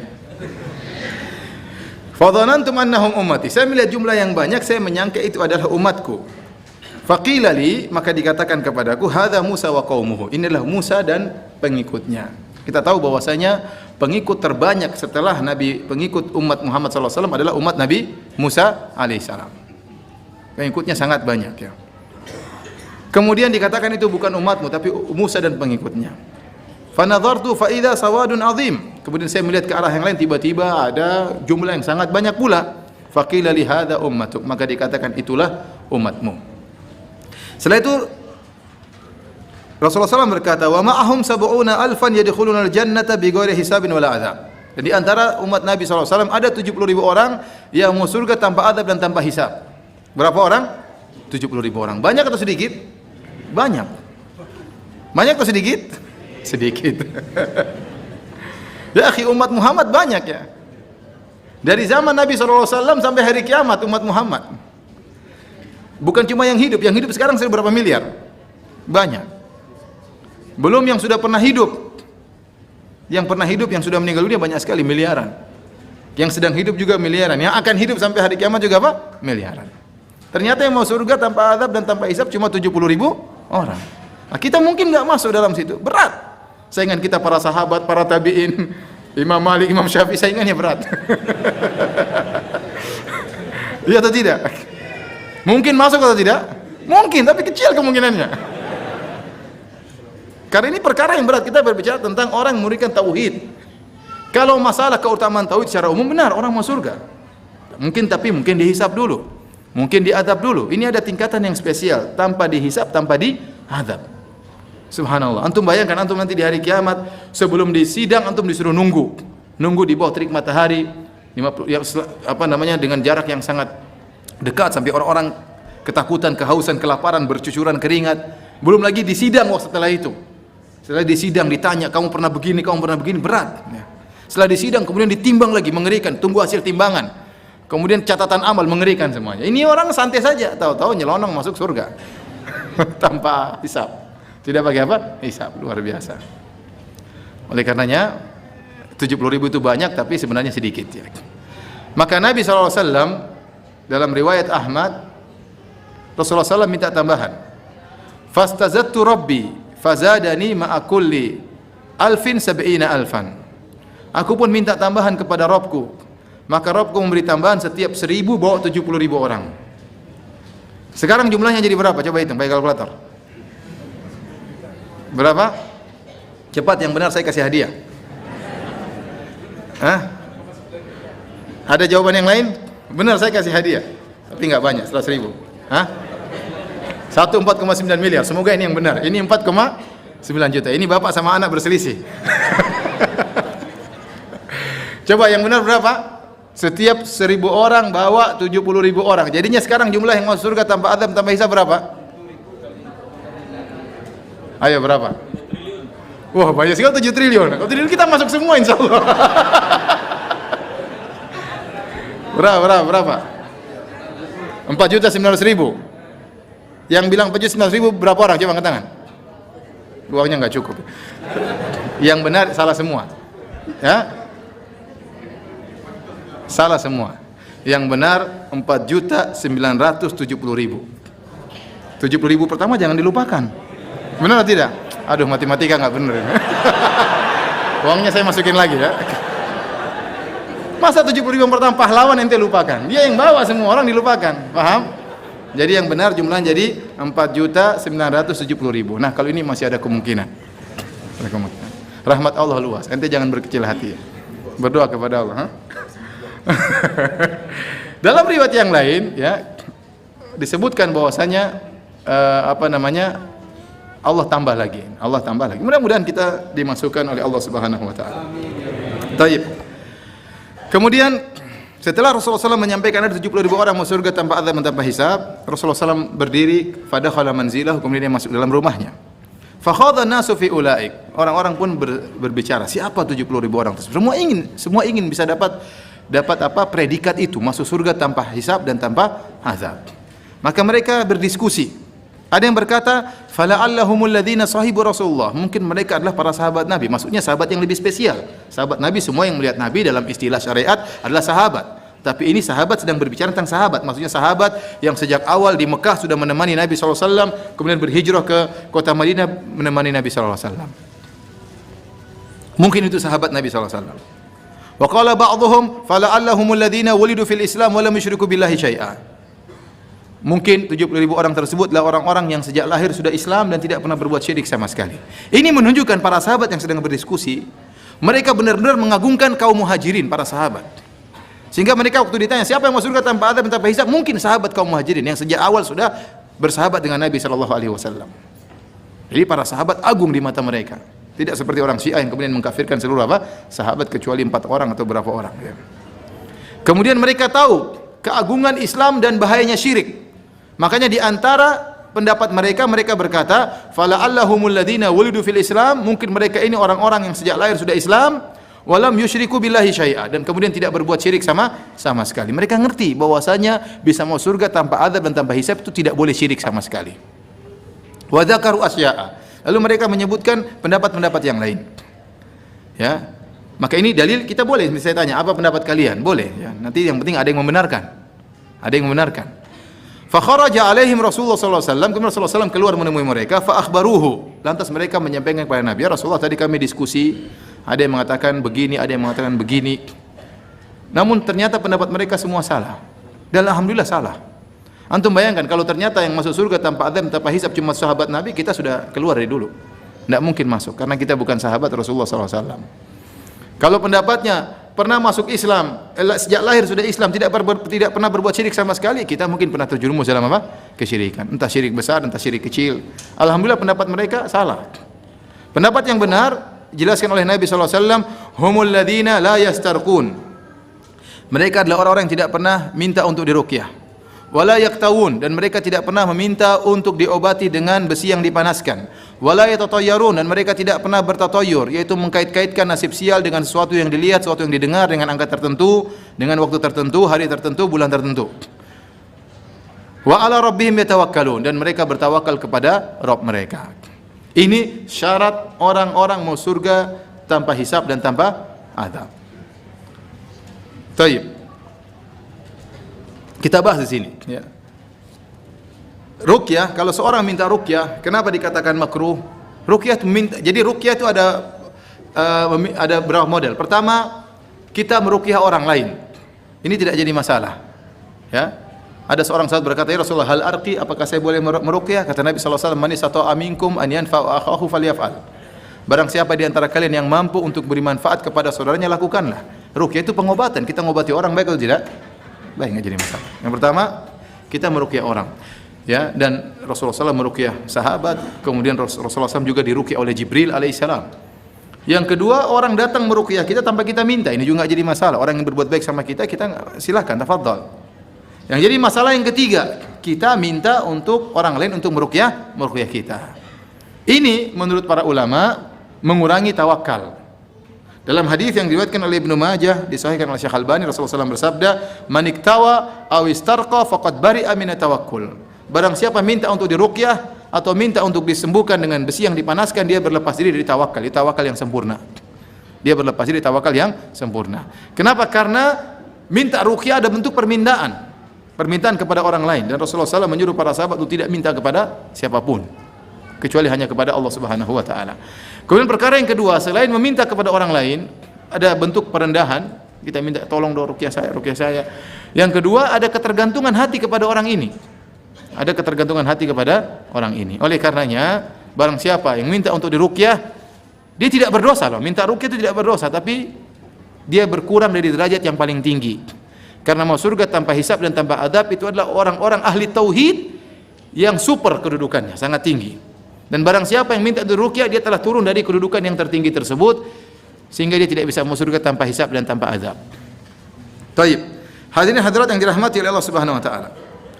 Sebagian ulama membahas, bagaimana jika seorang ayah minta ruqyah kepada anaknya, boleh atau tidak? Apakah mengurangi tawakalnya? Bagaimana jika seorang suami minta ruqyah kepada istrinya, atau sebaliknya istri kepada suaminya? Sebenarnya mengatakan tidak mengurangi tawakal. Kenapa? Karena ayah suruh anak itu sudah biasa. Beda kalau kita minta sama orang, ada sifat merendahkan diri kepada orang lain. Adapun anak kita, ini sini, angkat ini, enggak jadi masalah. Ruqyah bapak misalnya, enggak jadi masalah. Ini pendapat sebagian ulama. Sebagian ulama mengatakan tidak boleh. Mau minta kepada anak, minta kepada bapak, berdasarkan keumuman hadis Nabi sallallahu alaihi wasallam. Karena itu semua bentuk bergantung kepada orang lain. Ada pendapat ini jarang diungkapkan ya. Namun ternyata ini pendapat para ulama besar, di antaranya Syekh bin Baz rahimahullahu taala. Demikian juga pendapat yang dikuatkan oleh Syekh Ibnu Utsaimin dalam Syarah Sahih Al-Bukhari ya. Ternyata menurut Syekh bin Baz, jika seorang telah mencapai keimanan yang tinggi, kemudian dia perlu untuk minta diruqyah dan tidak ada obat kecuali ruqyah ini, maka tidak mengapa dia minta untuk diruqyah dan tidak mengeluarkan dia dari 70.000 golongan. Ya, saya bacakan perkataan Syekh bin Baz rahimahullahu taala. Walakinnal istirqa'a la yamna'u kaunahu minas sab'in. Seorang minta untuk diruqyah tidak menghalangi dia termasuk dari 70.000 orang yang masuk surga tanpa azab, tanpa hisab. Wal istirqa' talabur ruqyah, dan istirqa' adalah minta ruqyah. Wa idza da'atil hajatu ila hadza fala ba's. Jika ternyata ada kebutuhan perlu untuk ruqyah, sudah tidak ada obat yang lebih manjur kecuali ruqyah, maka tidak mengapa, kata Syekh bin Baz. Beliau sebutkan dalil. An-Nabi sallallahu alaihi wasallam amara Aisyah an tastarqi. Rasulullah SAW pernah menyuruh Aisyah untuk minta diruqyah. Wahai Aisyah, mintalah untuk cari orang meruqyahmu. Wa amara umma auladi Ja'far an tastarqi li auladiha. Dan Rasulullah SAW juga pernah menyuruh Asma binti Umais untuk mencari orang minta ruqyah agar meruqyah anak-anaknya. Fala haraja fi dzalik, dan tidak mengapa. Ya, kenapa Rasulullah SAW pernah menyuruh Aisyah untuk minta apa? Minta diruqyah. Saya bacakan dalil-dalilnya. Di antara dalam Sahih Al-Bukhari dari Aisyah radhiyallahu anha, beliau berkata, Amarani Rasulullah sallam an yustarqa minal ain. Rasulullah sallam memerintahkan aku untuk minta diruqyah karena ain. Dalam riwayat yang lain dalam Sahih Muslim, kana Rasulullah sallam ya'muruni an astarqiya minal ain. Rasulullah sallam menyuruhku untuk aku minta ruqyah kepada orang lain. Rasulullah sallam menyuruh Aisyah untuk minta ruqyah kepada orang lain. Dalam Sahih Muslim. Dalam hadis yang lain juga dari Ummu Salamah, anna Nabi sallallahu alaihi wasallam ra'a fi baitiha jariyatan fi wajhiha saf'atun. Rasulullah sallallahu melihat ada seorang budak wanita remaja yang di wajahnya ada warna kuning-kuning. Maka Rasulullah sallallahu berkata, "Istarqu laha," mintalah ruqyah. Mintalah, carilah orang untuk meruqyah budak wanita ini. Fa inna biha nadhrah, karena dia kena ain. Karena dia kena ain. Tadi ini hadis riwayat Al-Bukhari. Demikian dalam hadis riwayat Ibnu Majah. Qalat Asma bintu Umais berkata, "Ya Rasulullah, inna bani Ja'far tusibuhumul ain." Wahai Rasulullah, Bani Ja'far, anak-anaknya Ja'far, anak-anak suamiku kena ain. Rasulullah SAW melihat mereka dalam kondisi badannya kurus. Ya, fa astarqi lahum, boleh enggak aku minta ruqyah untuk mereka? Kata Rasulullah SAW, "Na'am, boleh." Kata Rasulullah SAW, boleh. Oleh karenanya, sebagian ulama mentakwil hadis-hadis seperti ini, bagaimana mengkompromikan dengan hadis 70.000 orang yang mau surga tanpa azab dan tanpa hisab. Di antara ciri-ciri mereka tidak pernah minta untuk diruqyah. Sebagian ulama seperti Syekh bin Baz mengatakan boleh kalau memang benar-benar ya hajatnya kuat. Seorang benar-benar sementara dia sudah mencapai derajat tauhid yang tinggi. Ternyata dia penyakitnya tidak bisa disembuhkan kecuali dengan ruqyah, maka tidak mengapa. Syekh Utsaimin juga berpendapat bahwasanya ya tidak mengapa kalau ruqyah tersebut benar-benar ya menyembuhkan. Benar-benar menyembuhkan dan sudah tidak ada penyakit, tidak ada pengobatan lain, maka tidak mengapa untuk minta diruqyah. Wallahu bisawab ya ikhwani fillah wa akhwati fiddin azani Allah wa yakum. Seorang berusaha untuk tidak minta diruqyah kecuali kondisinya sudah sangat genting, tidak ada obat lagi yang lain kecuali ruqyah, maka tidak mengapa dia minta untuk diruqyah. Baik, kita lanjutkan. Humul ladzina la yastarqun wa la yaktawun, dan mereka adalah orang yang tidak pernah minta disembuhkan dengan besi yang dipanaskan. Tidak pernah minta disembuhkan dengan besi yang dipanaskan. Minta pengobatan dengan besi yang dipanaskan juga hukumnya makruh dan mengurangi tawakal. Sebagian ulama mengatakan kenapa? Karena orang-orang Arab dahulu memandang kalau sudah disembuhkan dengan kai, dengan besi yang dipanaskan pasti sembuh. Maka ada istilah pepatah mereka, akhirud dawa al-kai. Obat yang terakhir adalah apa? Al-kai. Sehingga mereka karena yakin kai ini begitu hebat, terkadang belum pakai obat yang lain mereka sudah pakai kai. Dan ini dibenci oleh Nabi SAW. Pertama, ada ketergantungan, seakan-akan kalau sudah kai pasti sembuh. Dikhawatirkan ada lupa bahwasanya yang menyembuhkan adalah Allah Subhanahu wa taala. Seakan kalau sudah pakai kai pasti apa? Sembuh. Ini ada bentuk lupa bertawakal kepada Allah Subhanahu wa taala. Namun, meskipun demikian, para ulama mengatakan tidak boleh mengkiaskan pengobatan yang lain dengan kai. Jangan kita pahami kalau begitu Ustaz tidak boleh kita berobat. Enggak, boleh berobat. Rasulullah SAW mengatakan, "Dawu mardhakum," berobatlah. Mengobatilah orang yang sakit di antara kalian. Tadawu ibadallah, wahai hamba-hamba Allah, berobatlah kalian. Jadi kita disuruh untuk berobat. Tidak bisa mengkiaskan obat dengan kai. Khusus yang tidak diperbolehkan adalah kai, karena kai bentuk pengobatan, di situ ada penyiksaan dengan api yang besi yang dipanaskan dengan api. Rasulullah SAW benci karena tergabungkan dua. Pertama, ada penyiksaan dengan besi yang dipanaskan. Yang kedua, karena ada ketergantungan kepada kai tersebut, seakan-akan lupa kepada Allah Subhanahu wa taala. Baik, kita azan dulu, kita lanjutkan habis itu insyaallah taala. Hadirin hadirat yang dirahmati oleh Allah Subhanahu wa taala, di antara ciri-ciri mereka yang masuk surga tanpa azab dan tanpa hisab adalah tidak pernah minta untuk diruqyah, tidak pernah minta untuk diobati dengan besi yang dipanaskan, wala yatatayyarun, dan mereka tidak pernah bertatoyur. Tatoyur ini insyaallah ada pembahasannya secara tersendiri dalam bab-bab berikutnya, tetapi secara ringkas saya ingin jelaskan. Tatoyur yaitu mengkaitkan nasib sial, nasib buruk dengan sesuatu yang dilihat atau yang didengar, ya, atau dengan angka tertentu, dengan hari tertentu, ya. Dalam Islam, ya, tidak ada hari sial, tidak ada angka sial, ya, tidak ada waktu sial. Yang bikin sial cuma maksiat. Yang bikin sial itu apa? Maksiat. Kalau orang bikin maksiat, tunggu kesialan akan menimpanya. Karena Allah berfirman, "Wa ma asabakum min musibatin fabima kasabat aydikum." Dan tidak ada satu musibah pun yang menimpa kalian kecuali akibat maksiat yang kalian lakukan, ya. Adapun hari sial tidak ada dalam Islam, tidak namanya hari sial ya. Contohnya sederhana seperti orang mengkaitkan nasib sial dengan angka 13. Ini diimport dari orang-orang barat. Orang-orang barat meyakini angka 13 adalah angka sial. Sehingga mereka tatkala membangun bangunan tidak ada lantai 13. Kalau antum naik pesawat juga tidak ada kursi nomor berapa? 13. Saya kemarin baru naik pesawat ya. Duduk di emergency nomor 12 langsung 14. Nomor 13 tidak ada ya. Seakan-akan angka 13 itu angka sial. Ini tidak benar. Dari mana? Apa bedanya 13 sama 12? Cuma kurangi 1 jadi 12. Apa bedanya? 13 12, 11 12. Apa bedanya? 11 12 bedanya. Antara 13 dengan 12 bedanya apa? 11 12. Paham? Tidak ada bedanya. Kenapa bisa mengatakan angka 13 angka sial?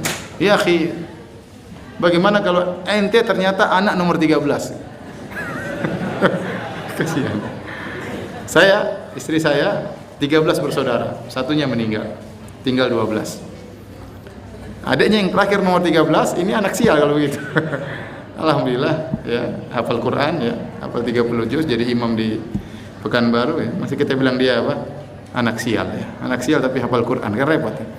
Oleh karenanya ini contoh sederhana, banyak contoh-contoh yang lain tapi insyaallah kita tunda pada pembahasan khusus insyaallah tatkala masalah tatoyur. Jadi tatoyur adalah mengkait-kaitkan nasib sial dengan sesuatu yang dilihat, angka tertentu, bulan tertentu, dan ini banyak tersebar di tanah Jawa ya. Mau nikah saja setengah mati ya. Mau nikah, kamu lahir bulan apa? Bulan ini, Jumat Pahing, satunya apa? Jumat Kliwon. Oh, nikahnya harus dihitung-hitung dulu, pakai rumus forecast atau apa, hitung. Tidak bisa sekarang, harus 6 bulan lagi. Ini namanya bikin sial hitung-hitung seperti ini. Akhirnya apa? Pernikahan jadi apa? Tertunda. Gara-gara sialan dalam apa? Hitung-hitung. Coba kalau nggak pakai hitung-hitung, langsung nikah. Gara-gara hitung-hitungnya keliru, akhirnya ditunda 6 bulan dan yang lainnya. Jadi ini hal-hal yang merepotkan diri sendiri. Hal-hal yang merepotkan diri sendiri ini banyak. Dan ini ternyata ini merupakan kesyirikan. Ternyata merupakan apa? Kesyirikan, tapi dia syirik kecil. Kemudian kata Nabi SAW, wa ala rabbihim yatawakkalun, dan mereka bertawakal kepada Rabb mereka. Inilah kunci kenapa mereka mencapai derajat yang sangat tinggi. Karena tawakal mereka sangat tinggi. Ini kita kenapa belajar kitab tauhid? Saya sering sampaikan kitab tauhid ini bukan cuma untuk orang awam. Bagi kita yang sudah belajar, sudah ngaji pun harus belajar. Dalam rangka untuk meningkatkan tawakal kita kepada Allah. Dan Allah terkadang beri kita ujian-ujian untuk melatih tawakal kita.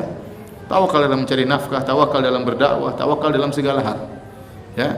Kita bertawakal, serahkan kepada Allah Subhanahu wa taala. Dan itu berjalan apa? Bukan sekedar ilmu, tapi perlu praktek. Ya, dan itu akan berjalan dalam kehidupan kita sehari-hari. Maka kunci utama mereka mencapai derajat yang tertinggi karena mereka memiliki tawakal yang sangat tinggi. Sampai-sampai tidak meminta untuk diruqyah, sampai-sampai tidak mau untuk disembuhkan, minta untuk disembuhkan dengan besi yang dipanaskan, dan mereka tidak bertatoyur. Kemudian kata sang perawi, faqama Ukasyah Ibnu Mihsan, berdirilah Ukasyah bin Mihsan, sahabat namanya Ukasyah. Kemudian dia berkata, "Udu Allah an yaj'alni minhum." Ya Rasulullah, doakan saya termasuk mereka. Kata Rasulullah SAW, "Anta minhum." Masya Allah. Kalau kita hidup di zaman Nabi, ya Rasulullah, doakan saya. Ya Rasulullah. Cuma sudah tidak ada Nabi SAW. Rasulullah SAW mengatakan, kau termasuk mereka. Ini dalil bahwasanya kita bisa memastikan bahwasanya Ukasyah bin Mihsan masuk surga tanpa hisab dan tanpa adab. Karena Rasulullah SAW berkata, anta minhum, kau termasuk dari 70.000 orang tersebut. Tsumma qama rajulun akhar, kemudian ada seorang laki-laki lagi yang berdiri. Sama, udu Allah an yaj'alni minhum. Ya Rasulullah, doakan saya termasuk mereka. Rasulullah SAW mengatakan, sabaqaka biha Ukasyah, kamu sudah kedahuluan siapa? Ukasyah. Dan ini jawaban cerdas dari Nabi SAW dalam menunjukkan akhlak Nabi yang sangat mulia. Ya, Nabi mengatakan kamu sudah kedahuluan apa? Ukasyah. Dengan jawaban ini laki-laki tadi tidak tersinggung. Coba kalau Nabi bilang, oh kamu tidak. Wah, gimana kira-kira? Gimana kira-kira kalau Nabi bilang, oh kamu tidak? Satunya saya, kamu juga tidak. Gimana perasaan? Langsung stres, langsung futur dan macam-macamnya. Tapi Rasulullah SAW sengaja untuk menutup pintu. Ya. Nanti khawatir, bisa jadi lelaki ini termasuk, bisa dia termasuk. Khawatir nanti ada yang tidak termasuk, angkat tangan, ya Rasulullah saya gimana? Coba bayangkan 5 orang, ya kamu juga, kamu tidak. Gimana kira-kira? Ya pasti sedih. Oleh karenanya Syekh Abdul Razak hafizahullah taala pernah suatu hari mengadakan pengajian. Dan biasa ada qori'nya, ada tukang bacanya. Setelah baca dijelaskan oleh Syekh Abdul Razak. Qori ini baca salah-salah, orang yang dengar ini salah nahunya. Fathah didhamakan, dhamma difathahkan, dan itu merubah arti. Kalau dia orang Arab tapi salah baca. Kemudian saya jelaskan. Orang yang dengar sudah gelisah. Kemudian baca lagi kedua kali. Salah-salah lagi. Baca ketiga kali, salah-salah lagi. Tidak mungkin kajian salah-salah terus. Hari ini saya bilang, sebentar, gantian yang lain. Gantian. Wah, nggak enak sama orang ini disuruh ganti. Akhirnya yang satu ganti. Baca kedua kali, saya bilang ganti lagi yang ketiga. Sehingga tidak membuat malu orang yang apa? Yang pertama. Ya kalau kesan cuma seganti sekali seakan-akan, tapi saya yang orang kedua, orang ketiga, orang keempat ternyata seakan-akan bacanya digilir. Padahal masalahnya orang yang pertama apa? Salah-salah baca. Dalam rangka menjaga perasaan apa? Orang lain. Ya. Oleh karena Nabi SAW selain cerdas, beliau juga berakhlak mulia, maka beliau menjawab dengan jawaban yang indah, sabaqaka biha Ukasyah. Kamu sudah kedahuluan siapa? Si Ukasyah. Dengan demikian orang tadi tidak tersinggung. Ada khilaf di kalangan para ulama, siapa orang ini yang kata Nabi kamu sudah kedahuluan Ukasyah? Ada yang mengatakan dia orang munafik. Ini pendapat sebagian ulama. Namun dibantah oleh sebagian ulama yang lain, kalau dia munafik ngapain dia minta doa kepada Nabi? Dia bukanlah orang munafik, cuma Rasulullah SAW menutup pintu itu. Pintu orang minta-minta, sehingga Rasulullah SAW mengatakan kamu sudah kedahuluan siapa? Ukasyah bin Mihsan radhiyallahu taala anhu. Taib hadirin dan hadirat yang dirahmati Allah Subhanahu wa taala, ya. Nanti antum bisa baca sendiri faedah-faedah dari kandungan bab ini di halaman 14, 15 dan 16. Saya rasa kita cukupkan kajian kita sampai sampai sini aja dulu. Kita lanjutkan lagi minggu depan insyaallah bab keempat, takut terhadap kesyirikan. Subhanakallah bihamdik asyhadu alla ilaha illa anta astaghfiruka wa atubu ilaik. Assalamualaikum warahmatullahi wabarakatuh.